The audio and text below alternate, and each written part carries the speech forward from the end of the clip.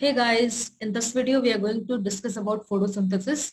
In previous video we have already started with unit 6 plant nutrition, and there we have actually covered about the structure of leaf and how various parts of leaf are actually being adapted for the process of photosynthesis. Okay, so let's begin with photosynthesis.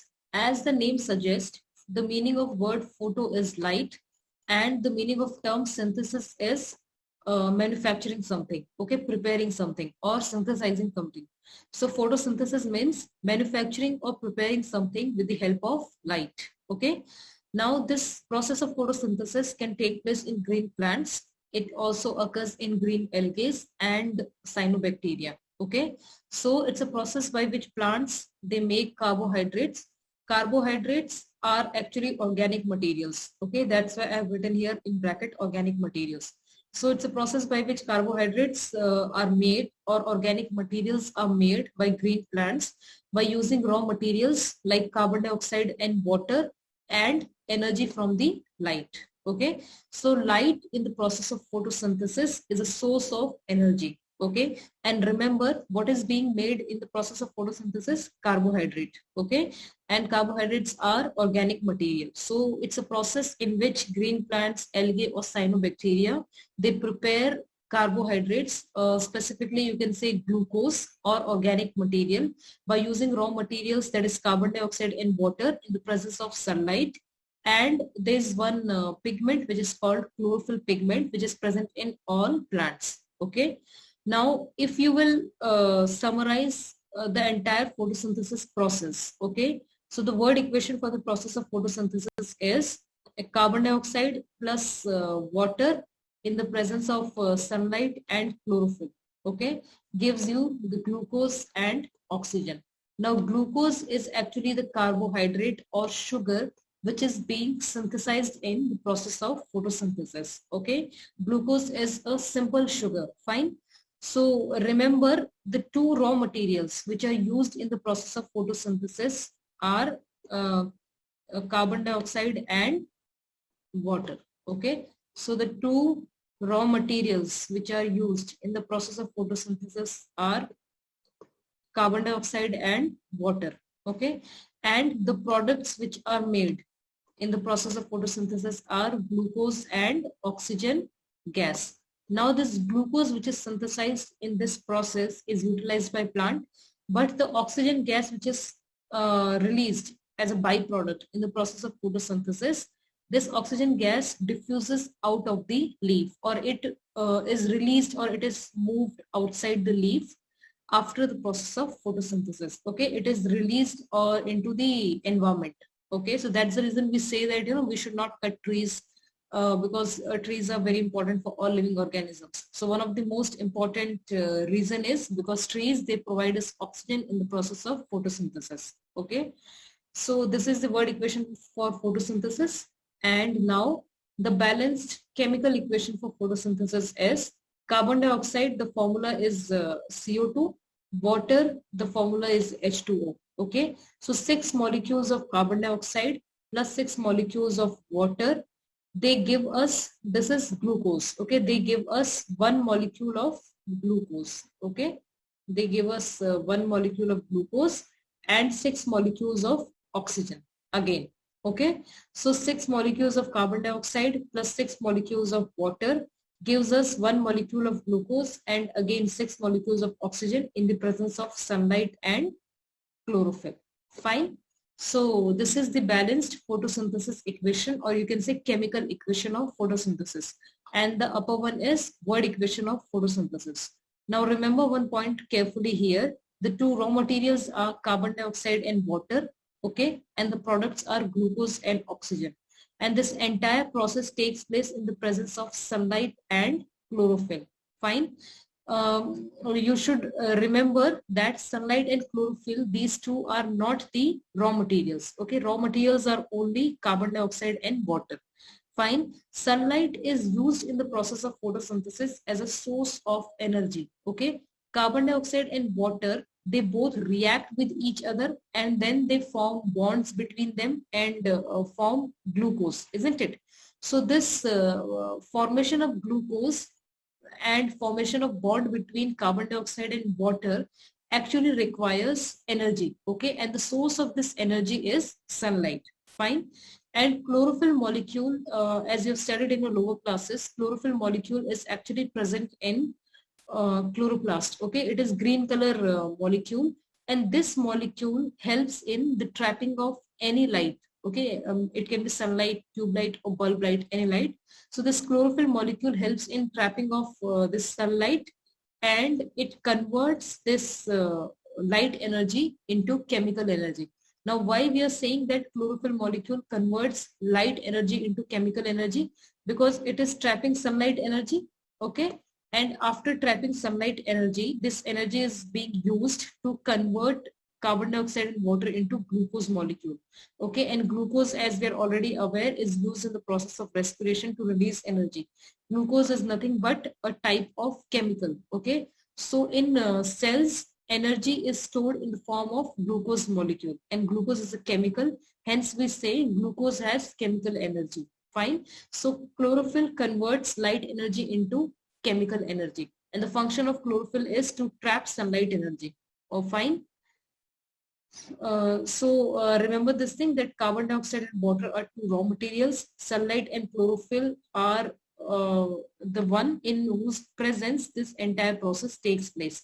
Sunlight is a source of energy, and chlorophyll is a molecule present in chloroplast of the cells. It helps in trapping of sunlight energy, and glucose is produced. Glucose is the organic material, okay, and oxygen gas is released. This oxygen gas is actually is released, or it diffuses out of the leaf into the surrounding environment.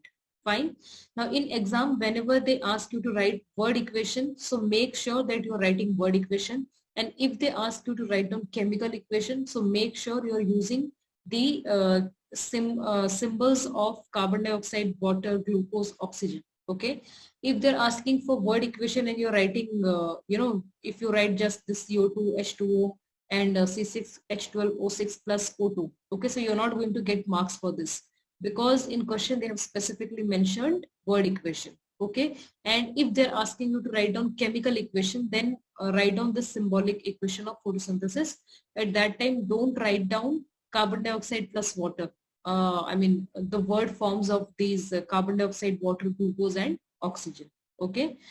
So be specific and read the questions carefully before you write any answer. Fine.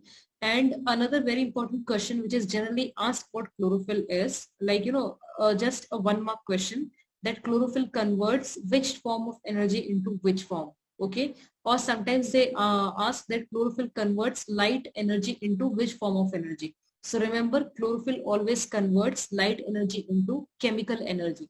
Why? Because with the help of this light, glucose is being synthesized, and glucose is a type of chemical. It's an organic material stored in cells. Okay. So, glucose is a chemical. Hence we say chlorophyll converts light energy into chemical energy. This is also one of the very important questions. Next is, we are aware that we have studied that we require carbon dioxide and water for the process of photosynthesis. These two are the raw materials. Okay. So how carbon dioxide is supplied? As in previous video, we have discussed about the structure of leaf, and we are aware that the leaf is covered with epidermal layer of cells.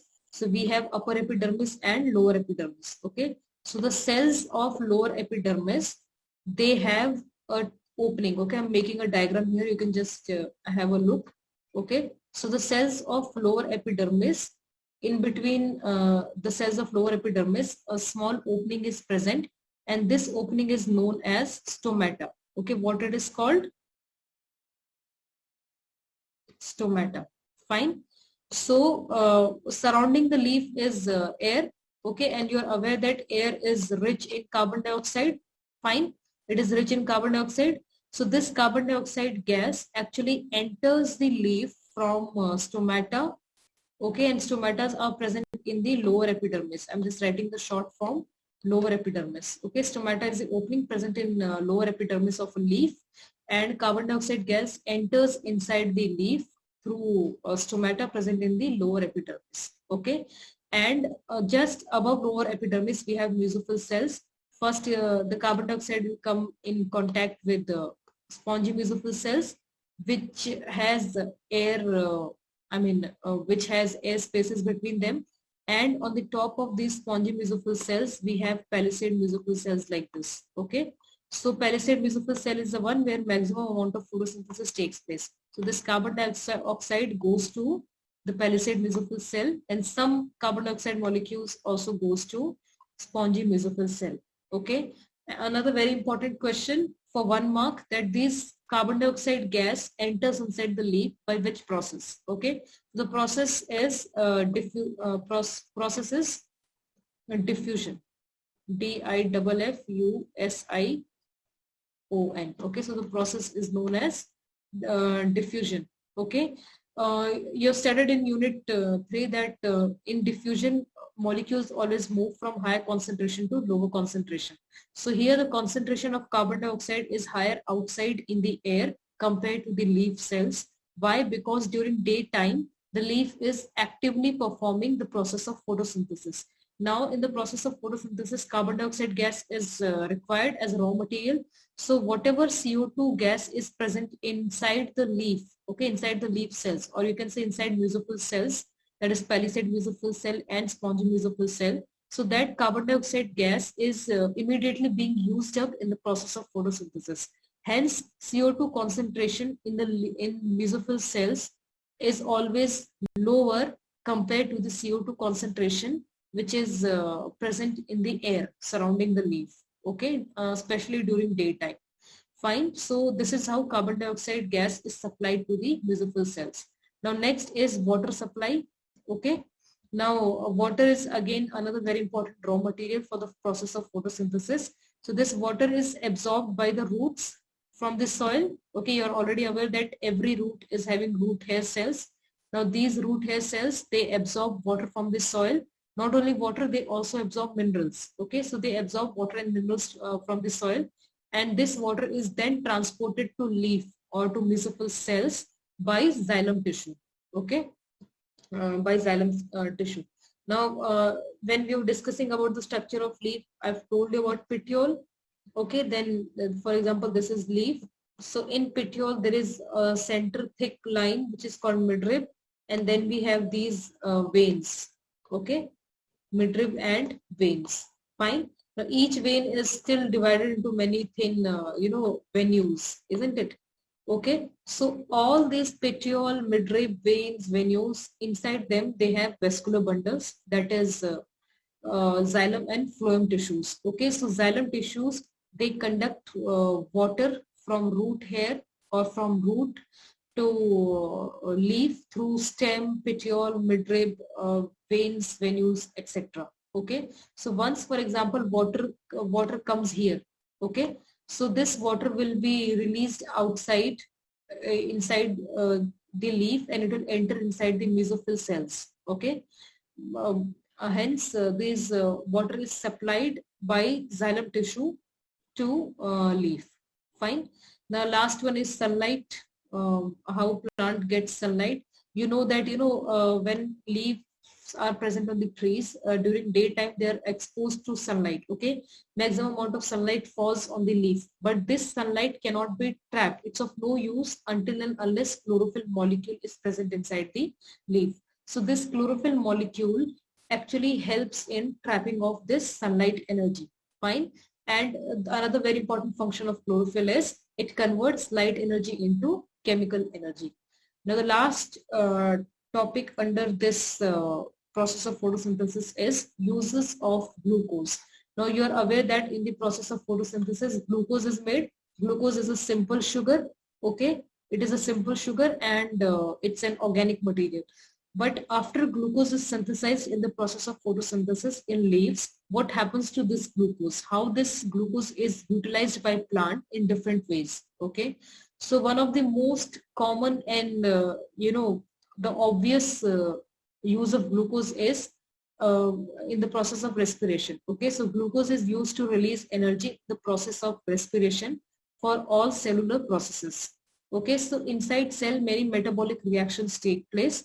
All these metabolic reactions, they require energy. Okay, so the energy for the process of all these metabolic reaction is actually, released in the process of respiration, and the substrate molecule used in the process of respiration is glucose.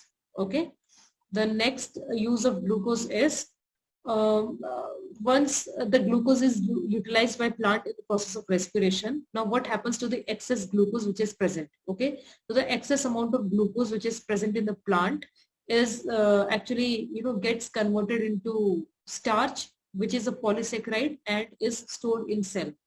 Okay, now what is the reason that why glucose cannot be stored inside the cells in the form of glucose itself? Why it is required to convert it in to get converted into starch first and then stored in the cells? Starch is a polysaccharide. That means it's made up of many number of sugar units. That means, many glucose units, they join together and form one molecule of starch. Okay, so the reason that why glucose is converted into starch is because glucose is a simple sugar and is easily soluble in water. So what will happen? Cytoplasm is 70% made up of water. So if glucose will be present inside the cytoplasm as being simple sugar, the glucose can easily dissolve in the water of cytoplasm. Okay. Second reason is glucose is very reactive and might get involved in chemical reactions where it is not required. So you are aware that inside chloroplast or inside cytoplasm, many metabolic reactions takes place. Okay, so glucose is very reactive, and it might get used up, or it might get involved in a reaction where it's not required. So that will be just the wastage of glucose molecule. Okay, and the last is after dissolving, it will increase the concentration of cytoplasm. Now what will happen? Cytoplasm is having its own osmotic concentration. You have studied about osmosis already in unit 3. Okay, so if glucose molecule will dissolve in cytoplasm, what will happen? The concentration of cytoplasm will increase. That means the water potential is decreasing. Hence what will happen? If there is any water present in the surrounding of the cell, that water will start entering inside the cell. Okay, even if the cell does not require it. So being simple sugar, it is easily soluble in water, which is not good actually, because it will increase the concentration of cytoplasm. Hence the osmotic concentration of cytoplasm will it will increase. Fine. So because of osmosis process, the water will move inside the cells, even if the cell does not require any water. So that's the reason glucose is converted into starch first and then stored in the cells. Starch is a polysaccharide, and starch is not at all soluble in water. The third use of glucose is to make other organic substances like cellulose, sucrose, amino acids, etc. Okay, so you are aware that actually the cellulose is present in the cell wall of plant cell. You are aware of it, that plant cell is made up of a polysaccharide which is called cellulose, and the cellulose is also made up of glucose molecules. Many glucose molecules, they join with each other. Okay, the arrangement is different than starch. Hence, it forms cellulose, and cellulose is present in the cell wall of plants. Okay, it helps in the process of synthesis. It actually is converted in sucrose also, and it is also used in the process of synthesis of amino acids. Amino acids, as you have studied in biomolecules unit, is actually it contains carbon, hydrogen, and oxygen. Okay, so amino acids are actually the monomeric units of protein molecules. All protein molecules, they are made up of different amino acids linked with each other. Okay, so amino acids, they have carbon, hydrogen, oxygen. Glucose molecule is also having carbon, hydrogen, oxygen. Only a nitrogen molecule is added to this carbon, hydrogen, oxygen, and hence amino acid is formed. Fine. The last use of glucose is the glucose which is synthesized in leaf cells cannot be completely utilized only within the leaf cells. Okay, other parts of the plant, they also require glucose. So what happens is this glucose is need to be transported to different parts of the plant. Now glucose, because it is very reactive and it might get involved in any chemical reaction where it is not required, hence glucose is first converted into sucrose. Okay, in order to transport a sugar, the sugar should be like easily soluble and less reactive. Fine. So glucose is easily soluble in water, but it is highly reactive. So hence it is converted into sucrose first, and then sucrose is transported, or you can say sucrose is translocated from leaf to different parts of the plant with the help of phloem tissue. Okay, so what happens is sucrose molecule gets dissolved in the phloem tissues, the sap of phloem tissue, and it is then being transported to different parts of the plant like roots. Okay, then we have this potato tuber, okay, fruits, etc. Okay, and the reason is why it is converted to sucrose, because sucrose is quite small and soluble also, but it is less reactive than glucose. So the reason is it is less reactive than glucose. Fine. So in this video we are done with the process of photosynthesis, word equation and chemical equation of the photosynthesis. Okay, and what are the uses of glucose molecule which is being synthesized in the process of photosynthesis. In next video we will discuss about how to investigate various factors required for the process of photosynthesis. Okay, take care till then. Bye bye.